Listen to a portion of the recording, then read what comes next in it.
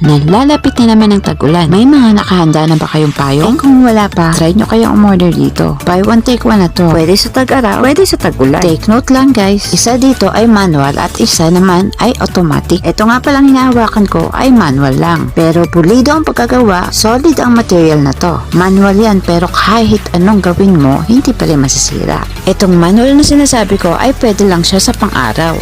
Pwede rin naman sa tag-ulan pero hindi ganun kalakas. So dito naman tayo sa isang payong. Ito naman yung sinasabi kong automatic na pwedeng-pwede sa malakas na ulan.